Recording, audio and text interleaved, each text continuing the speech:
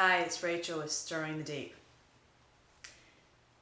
In Psalm 2, 7 and 9, it says, "And I will declare the decree.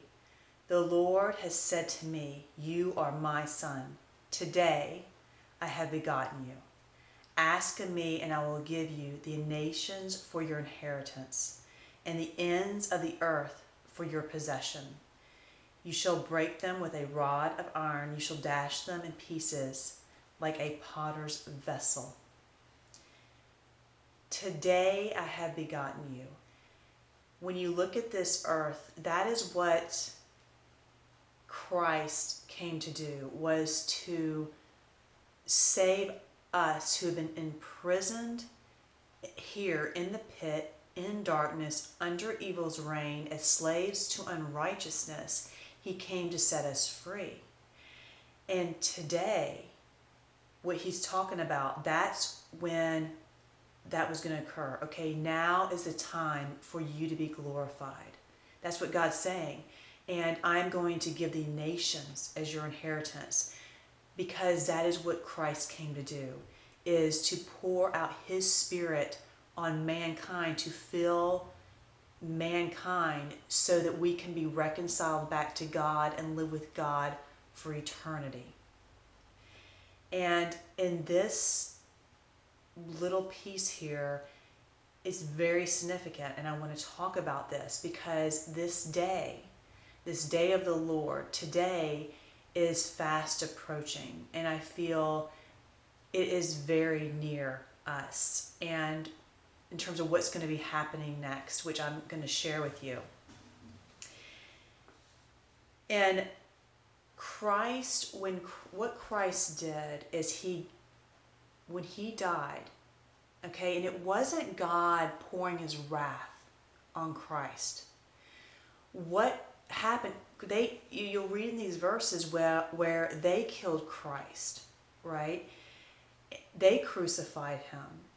But through that death, what God did is allowed Christ, because he had that sanctified spirit, to basically become a seed in this earth, that at the right time, that seed would grow to fill mankind. And that seed was that righteous spirit that would defeat death. Because when you are totally righteous, then you walk in life and there is no death. Okay, and that's what we need. That's our redemption. That's our salvation, is to be filled and have a heart, our very core that governs us, come from a righteous place. And that's what it is to receive Christ's spirit, right? So instead of a heart of stone, we have a heart of flesh, meaning in the very depths of us, everything that starts coming out is of righteousness, because we've been made righteous. And that's what Christ came to do. Now, that seed has kind of been here, but what's been happening in the meantime, since Christ's physical presence here in Jesus, is that the Holy Spirit, the Spirit of God, has been here basically nurturing those who would come to that Holy Spirit and be learned and be taught by the Spirit of God, to prepare them to receive that seed, basically to create good soil. The Holy Spirit's work in teaching us is to prepare the good soil, which is our soul. Our soul's that soil. So that seed at the right time could just grow and we could be filled. And it's that union of our spirit with Christ's spirit. It's that marriage. It's that being, and it's having that righteousness. But in the meantime, the vessels had to be prepared to receive that. Because here's the thing, even though what Christ did, and he is going to reign and that righteousness is going to reign, the nature of love is that it's received. When you love it, the quality of love is that you desire to love. It's not forced. It's not automatic. It's not anything like that. Real love comes from a desire to love and receiving love. And so to really have that union with Christ, you've got to desire him. Basically, you're saying, I want you to come possess me. all of me and be filled with me. I'm giving you that. And we can only do that with all awareness if we understand where following our way and what that leads, and what God's ways and what that leads to. And that's the truth. When you're seeking truth, you're seeking the ways of God. What is right in His eyes? How does this world really function? How do I live in a life that leads to true love, peace, joy, all these things that we deeply desire? And when you understand that wisdom that leads to that, that's the truth. And that's what we're seeking. So this whole thing was Christ. In that death, He basically was able to, by giving up His Spirit, He was able to fill many. And that is a gift. That is our redemption.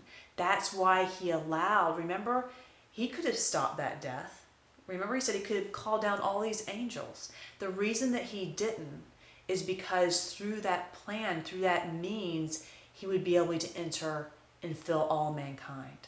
So in just being king and ruler and ruling over all of us, He wanted us to become His brother and sisters. He wanted us to become like Him. He wanted us to become one with Him. That's what He was saying in John 17. So that we would be ruled from the inside out, not from the outside. And so thus He gave us His Spirit. That's what it was all about.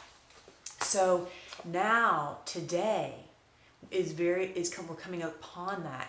And I want to talk to you about how to be prepared for that day and what that means, okay? And in the rest of that psalm, it says, "Now therefore, be wise, O kings, be instructed, you judges of the earth. Serve the Lord with fear, because you know that His way leads to life, and anything else not His way leads to death. And rejoice with trembling, because you know of His ways are of love and are a truly delight and lead to abundant life. Kiss the Son, lest He be angry." That means embrace Him, embrace His ways, so that you don't receive that judgment, because the fire is coming and either is going to burn away all the lies, and if you're holding on to those lies, it's going to be very hard for you. And that's that judgment and that tribulation that is going to get very severe in the souls of people, and thus in their lives, because they're clinging to death. And you perish in the way, okay? So you want to embrace the Son. When His wrath is kindled but a little, even a little, it's like you do not want to be on the other side of truth, because truth is truth. It's not a respecter of persons. And if you're in the truth, then you're growing in that truth and you'll be blessed by it. But if you're embracing lies, that's going to be destroyed, because that's what's happening now. That's what it means for a righteous reign to come in and for evil's reign to end. Righteousness is taking over. Okay, so it's going to be taking over in everybody's life.